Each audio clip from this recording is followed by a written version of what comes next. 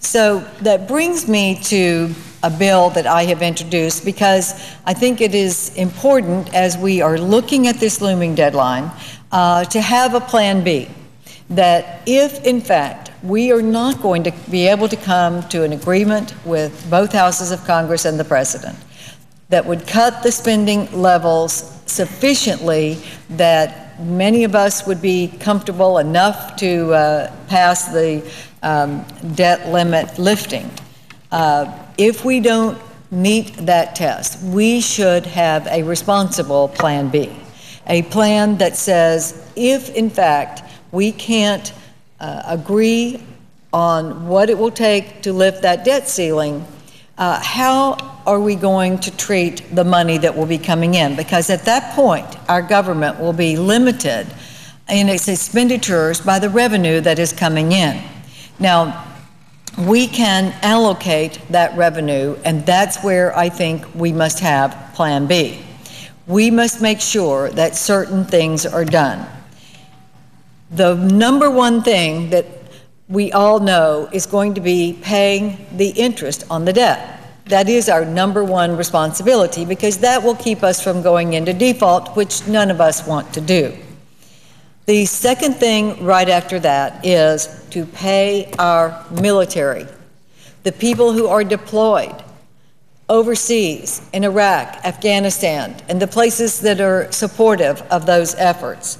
We must assure that we are paying those people on time so that their families who are thousands of miles away in other parts of our country will know that they can pay the rent and they're not going to go into extremist positions.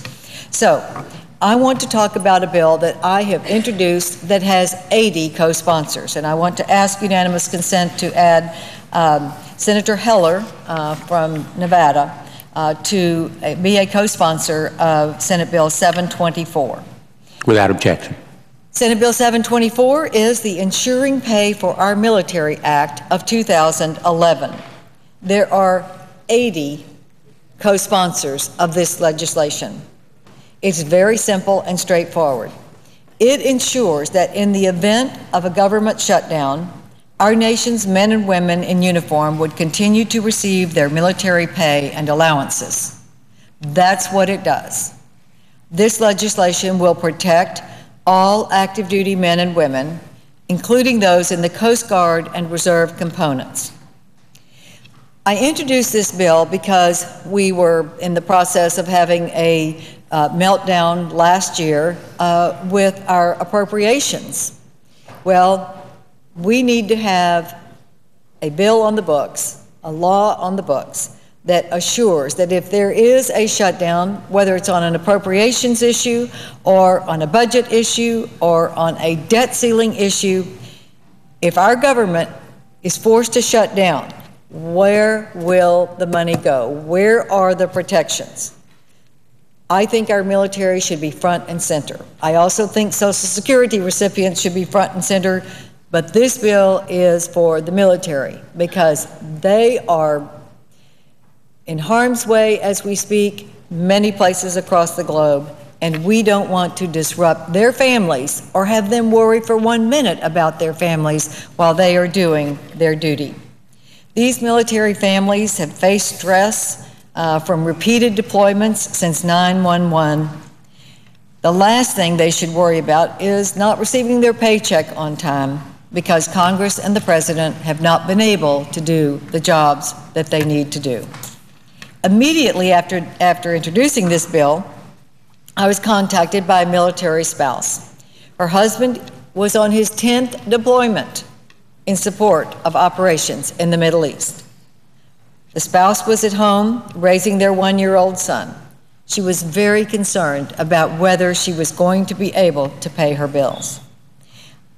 Just multiply that story by thousands.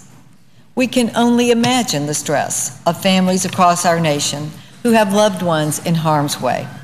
This should not be compounded by adding an unnecessary financial stress that is the fault of a Congress that is unable to pass an appropriations bill, or Congress and the President unable to reach an agreement to cut our deficits so that the debt ceiling will not have to be raised again. At a time when our nation has 100,000 troops in Afghanistan and more than 45,000 in Iraq, it would be unconscionable that we would ask our troops to serve on the front lines without on-time pay. From my home state of Texas, there are more than 28,000 soldiers, sailors, airmen, and Marines currently deployed. This is second only to California in the highest number of deployed troops from one state. I would like to recognize the soldiers, especially from the 36th Infantry Division from the Texas National Guard. They are currently serving in the southern region of Iraq and are doing a great job. These brave Texans are working long hours in the extreme heat, facing a dangerous enemy. The most remarkable aspect of their service is that they all raise their hands to volunteer to do it. The very least we can do is pay them on time. It would be tremendously damaging for morale to tell our troops to go on long deployments, maybe multiple deployments, away from their families and then not pay them at the normal time.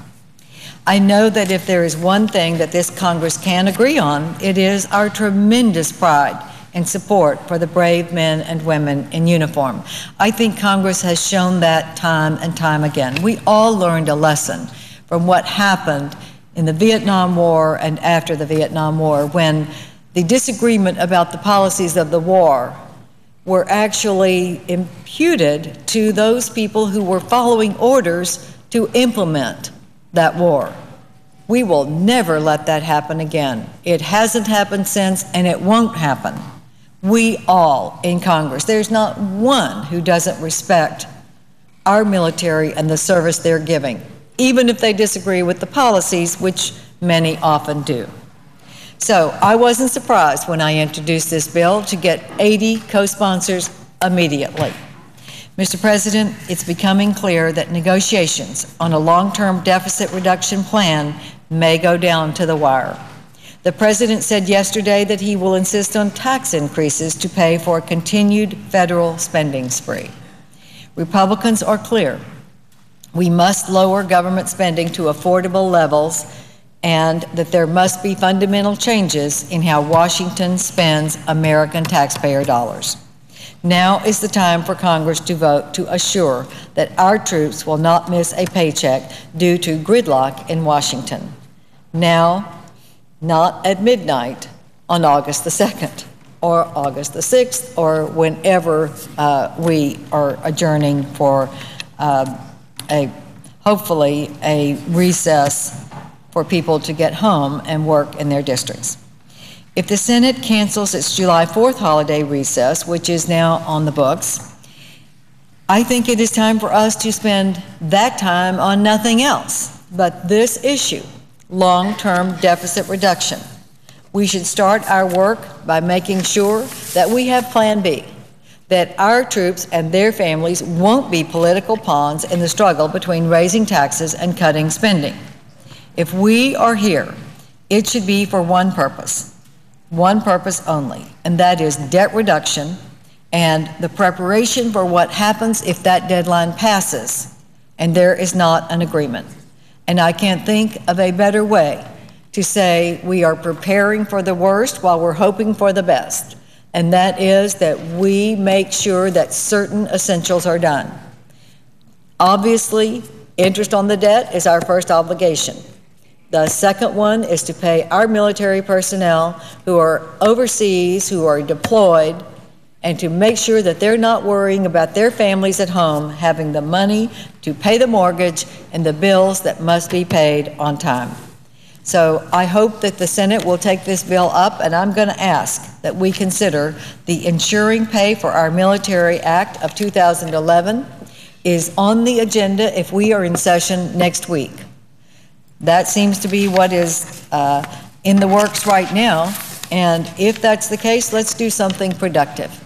And I can't think of something more productive and more reassuring to our military than to pass Senate Bill 724 with 80 co-sponsors. If it comes to the floor, it's going to pass. It will go to the House, and I assure you it will pass. So let's start that process. If we're going to be here next week and a lot of plans are going to be disrupted, we're willing to do that, but let's make it worthwhile by passing significant legislation like ensuring that our military are paid on time if for any reason we are looking at a government shutdown. Thank you, Mr. President, and I yield the floor.